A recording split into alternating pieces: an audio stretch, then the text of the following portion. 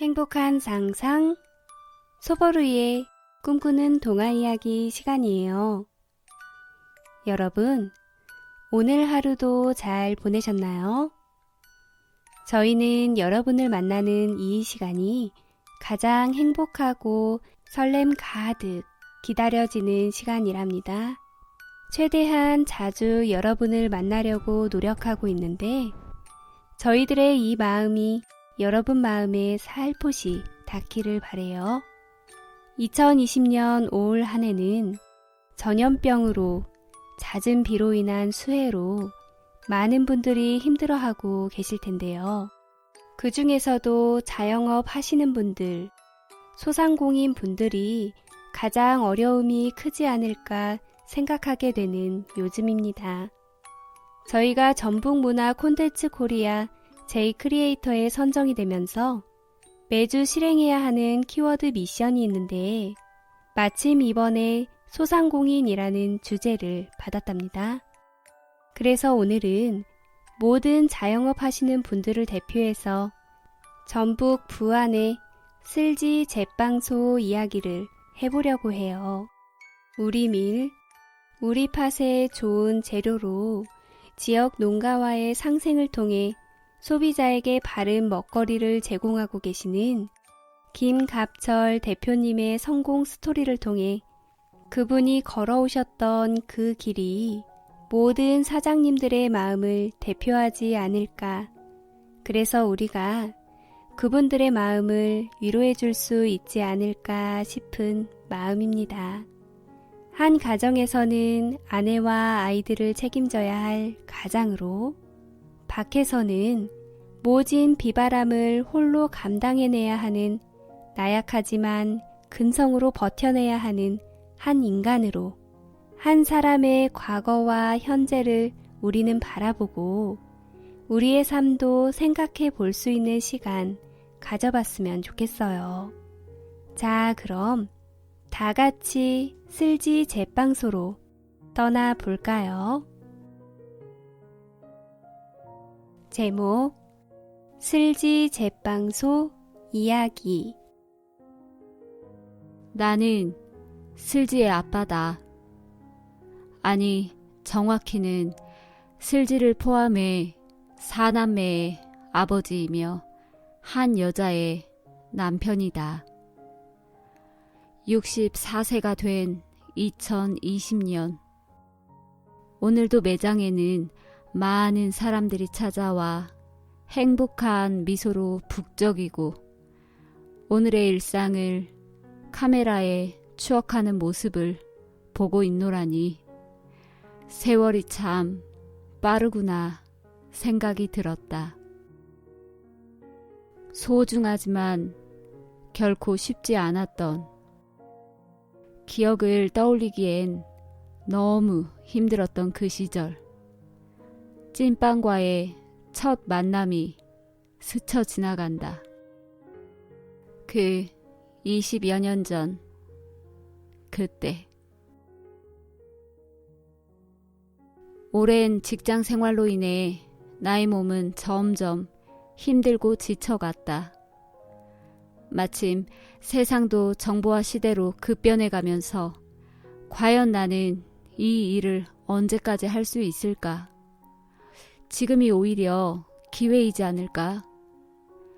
다른 일을 해보면 어떨까 싶은 생각이 스치듯 들었다.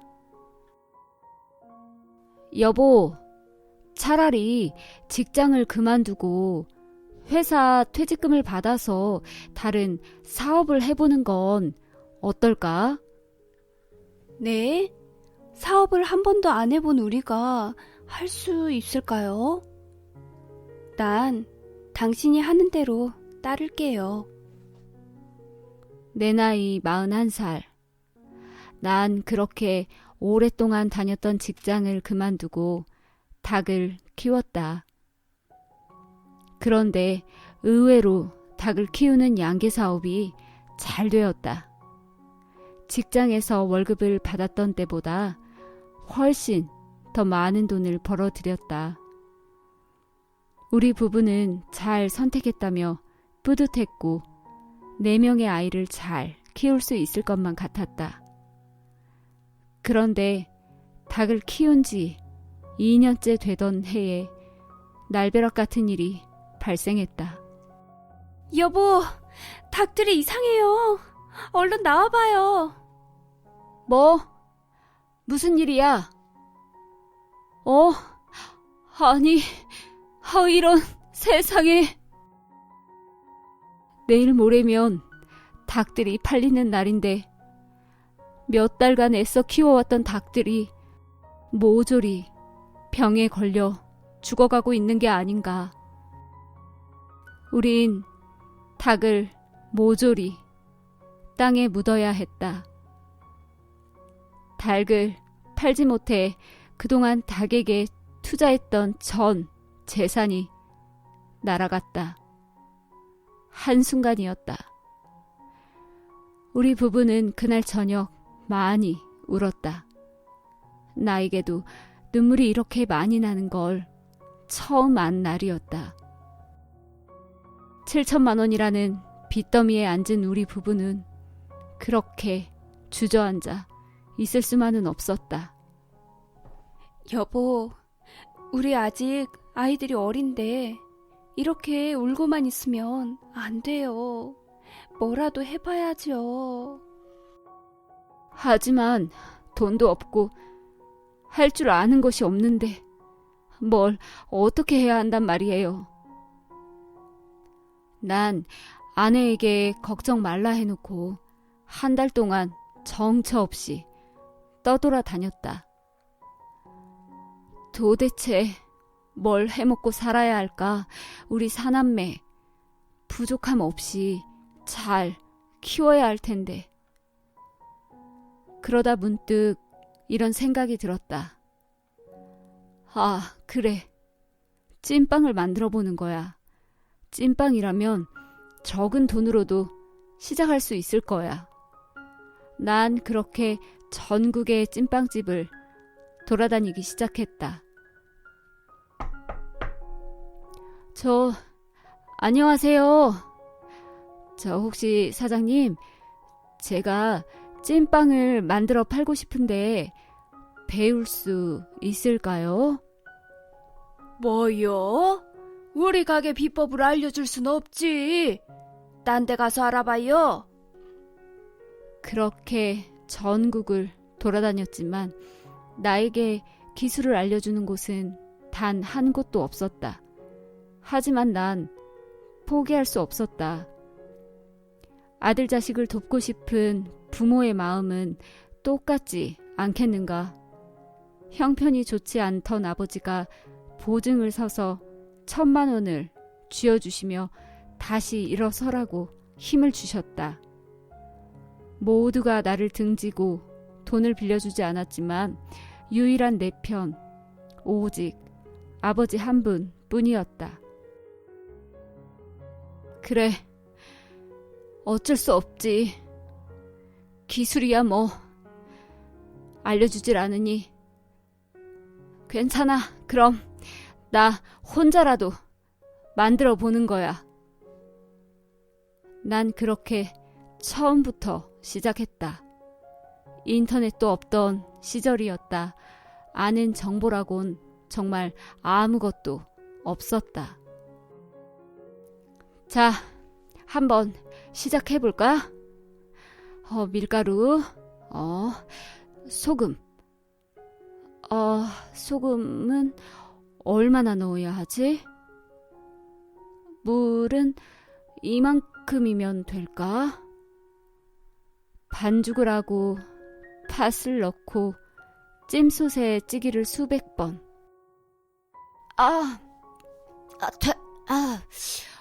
밀가루 냄새가 너무 나네. 이건 부드럽고 쫄깃하지는 않네.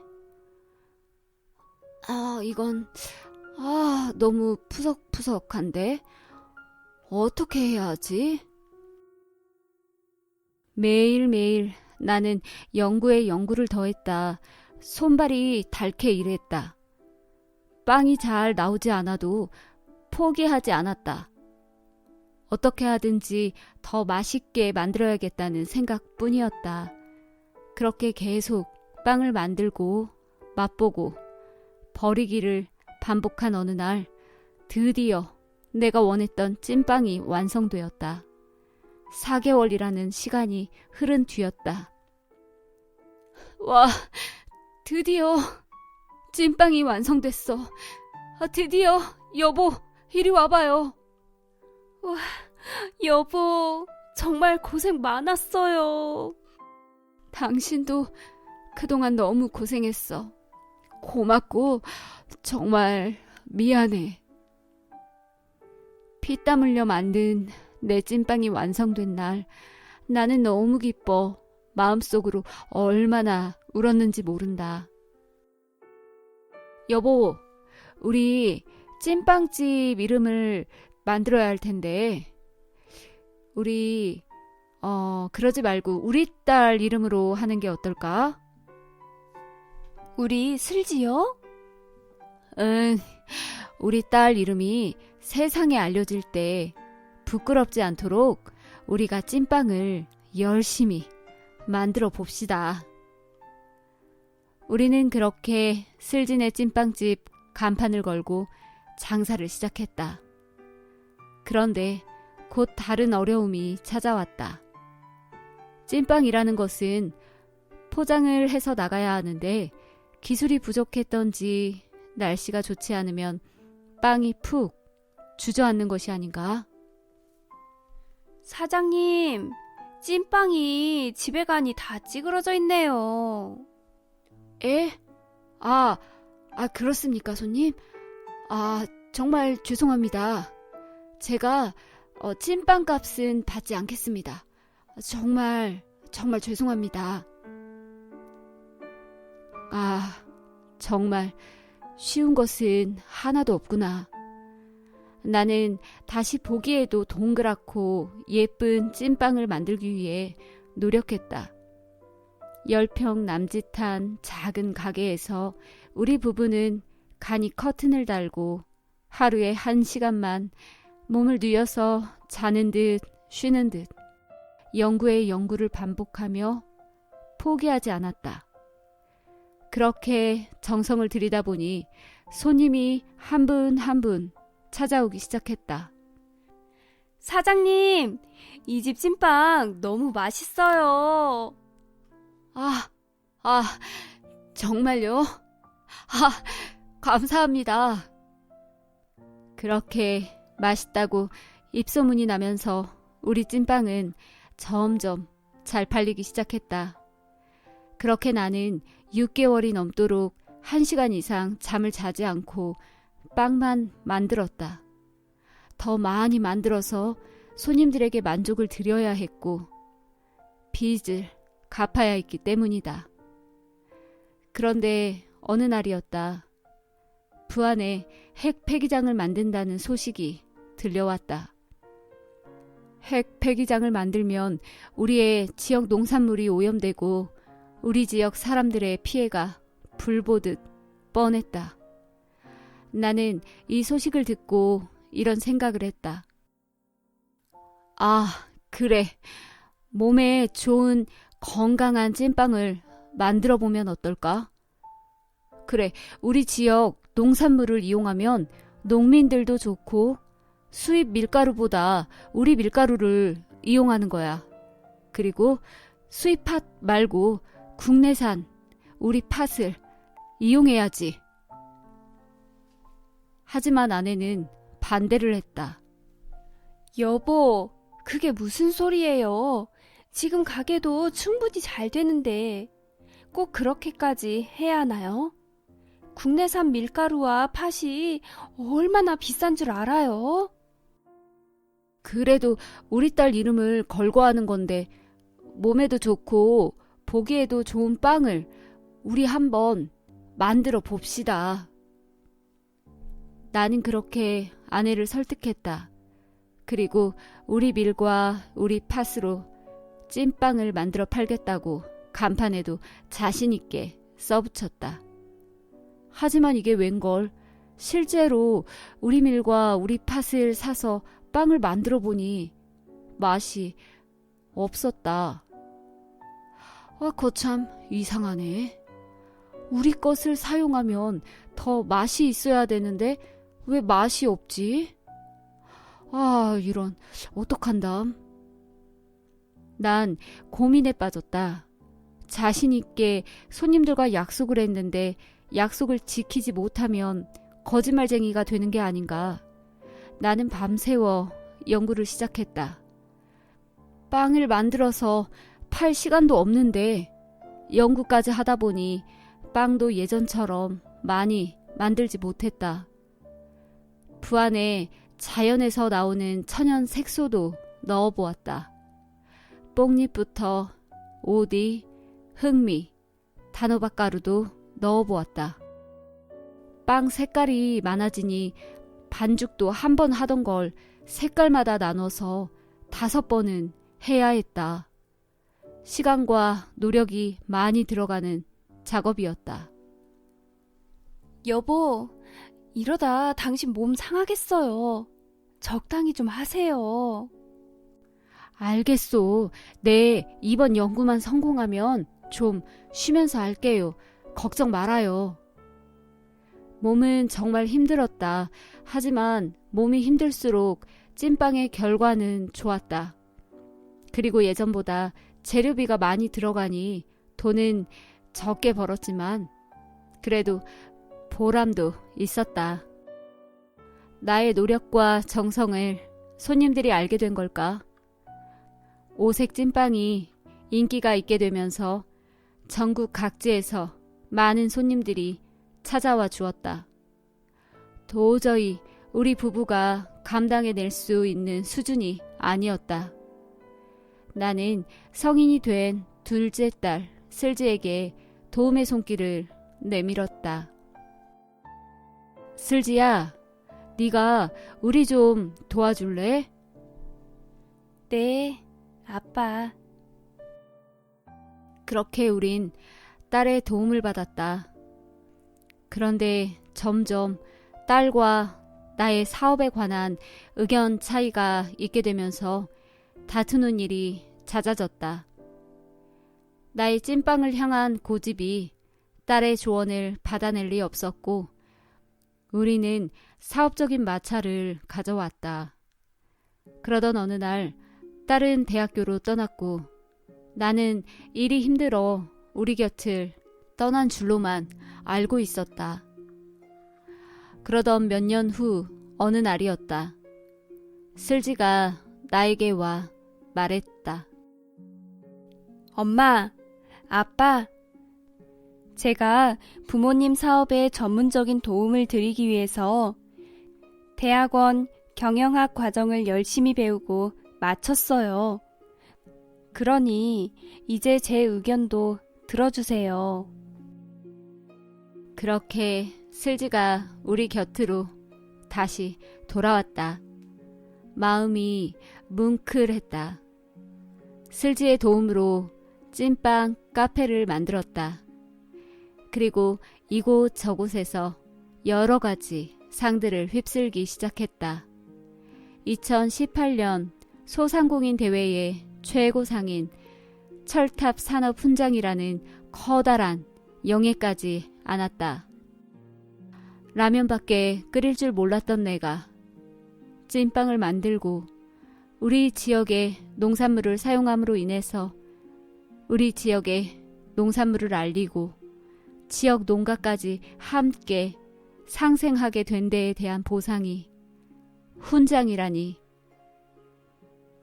지난 걸어온 그 숱한 눈물 젖은 빵을 먹던 시절이 생각나 하염없이 두 뺨에 눈물이 흘러내렸다. 이후 놀랍게도 해외의 수출도 시작하게 되었다. 사업이 커지다 보니 이제는 사남매 모두가 함께하는 가족 사업이 되었다. 우리 큰딸 혜령이와 슬지, 태양이, 그리고 막내 아들 종우까지. 사랑한다, 얘들아. 그리고 정말 고맙다. 이제는 아이들이 나에게 힘을 실어준다. 고생시키는 것 같아 미안한 마음뿐이지만 부모로서 가족이 함께 할 수 있어 정말 뿌듯하다. 그리고 이제는 손님들에게 받은 사랑에 대해 조금이라도 보답하고자 어려운 이웃에게 도움의 손길을 드리고 있다. 앞으로는 찐빵이라는 전통 음식 분야가 더욱 발전할 수 있도록 노력할 것이다. 건강하고 좋은 먹거리로 성공해야 우리의 농가도 함께 발전할 것이다. 국민 모두가 우리 농산물을 사랑하고 찾아주셨으면 좋겠다. 눈물 젖은 빵을 먹어보지 않은 사람과는 인생을 논하지 말라 라는 말이 있답니다. 여러분은 이 말을 들어보셨나요? 눈물 젖은 빵이란 뭘까요? 그 빵을 먹으면 생각처럼 정말 짜다 그럴까요? 눈물 젖은 빵이란 정말 힘들었던 시기, 시련이나 고생을 말해요. 고생 없이 살아본 사람이 어찌 인생을 알 수 있을까요? 그래서 그런 사람과는 인생을 말하지 말라는 이런 말이 있답니다. 오늘 슬지 제빵소 이야기로 풀어본 김갑철 대표님의 삶. 우리가 직접 겪어보지 않아서 그분의 모든 걸 알 순 없겠지만 우리의 삶도 크게 다르지 않을 거예요.